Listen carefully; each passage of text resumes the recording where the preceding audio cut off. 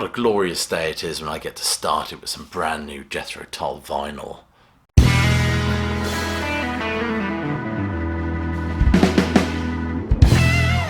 Welcome classic rock fans to an unboxing, or an unwrapping in this case.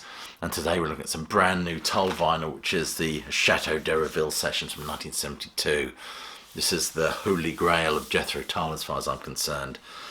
This is getting, for the first time, being released on vinyl, the complete set on vinyl. Of course, we did get a truncated form of this on vinyl with the 20th anniversary box set. You can cast your memory way back then. But this, of course, is, I think it was released, correct me if I'm wrong, I think it was released more or less in its completed form on, I think it was Nightcap, wasn't it? But this is the Steven Wilson mix. I mean, some people feel that Steven Wilson mix is slightly emaciated. Which is wrong to think that. The only reason it sounds emaciated, of course, is when Anderson revisited these recordings in 1988. He added lots of reverb and added flute sections, bits that were missing, to kind of flesh it out and make it sound a little bit more meaty, shall we say. This is the full warts and all, as he actually found the recordings. I actually like both versions. I like to listen to this and the 1988 version, the Anderson tweakings.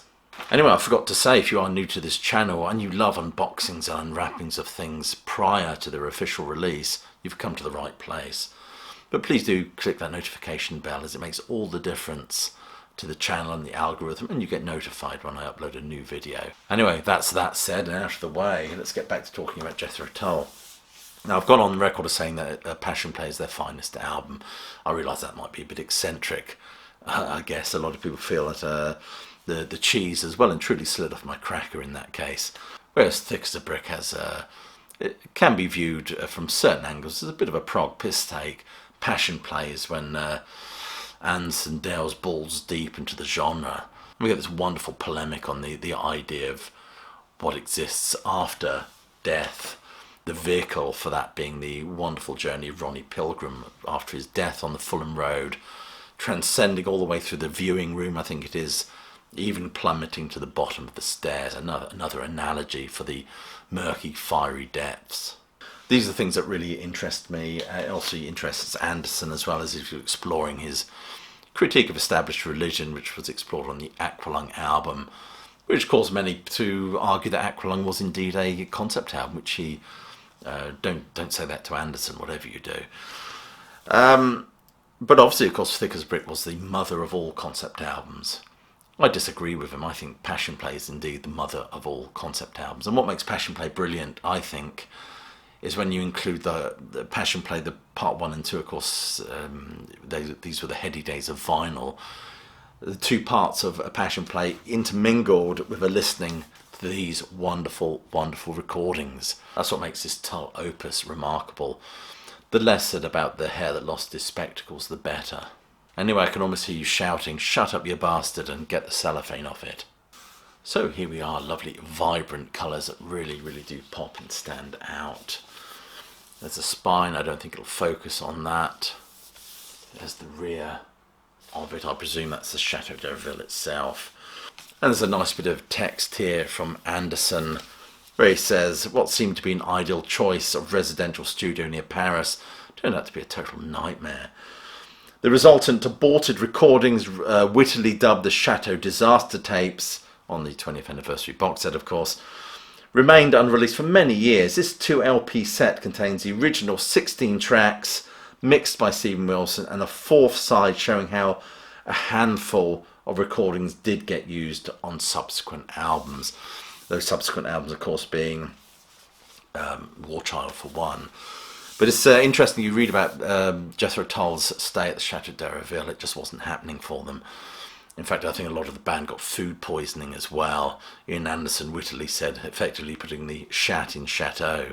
So we get, on here, we get side 1 is the big top scenario audition, skating away on the thin ice of a new day. Sailor, no rehearsal. Sailor was a recently discovered piece, of course. Side 2 is Left, Right, Solitaire, Critique Oblique Part 2. Side 3 is Anemone, I don't know if I've said it right, Part 1 and 2. Story of the Hare That Lost His Spectacles. Law of the Bungle, Tiger Tune, Law of the Bungle Part 2. Of course, Side 4 is the Château Disaster Tapes, which includes Scenario, Audition and No Rehearsal, which is the 1988 box set mix that we got on the 20th anniversary of Jethro Tull, which means I'm going to have to probably buy this now because I don't think I have a copy of that recording on CD. Only Solitaire, which is the 1974 version that was on War Child, the Story of the Hare That Lost His Spectacles, the Passion Play mix, and Skating Away on the Thin Ice of New Day, the War Child mix. So that's what we get on this. It opens up beautifully, as such. Lots and lots of text about the recording. And the first disc, it's a wonderful, lovely inside sleeve.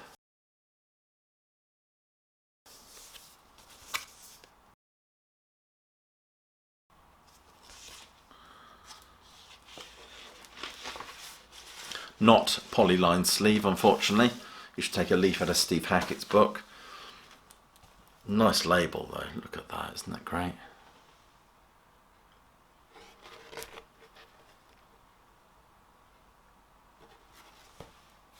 And discs 3 and 4, size 3 and 4 I should say, disc 2. Just a lyric in a bag there. Again, it's not a polyline sleeve. And it's pretty much the same as before. There we go. Wonderful, wonderful stuff. Let's put it all back together. So there we are. That's the Château D'Hérouville recordings and more, released on vinyl for the first time. This wonderful, wonderful set of this wonderful piece of Jethro Tull history. This will be available to buy on March the 14th. I will put a pre-ordering link just below this video. Anyway, so you let me know what you think of this. Do you think you'll be buying it? I think I will be looking to acquire a CD copy of this simply by virtue of it containing the recordings from 1988, which I don't think that they actually put on the original Passion Play Deluxe set, which should have gone on there, I think, personally. Anyway, let me know if you intend to buy this. I'll certainly be interested in hearing from you. Leave your comments below, and do click like, subscribe, and check that notification bell if you want to be notified of any future releases prior, and unboxed, of course, and unwrapped just for you prior to its official release date. Share this video to any like-minded Tull fans out there that strangely do not know of this channel. Other than that, I hope you're well, you're staying safe, and of course that you keep listening.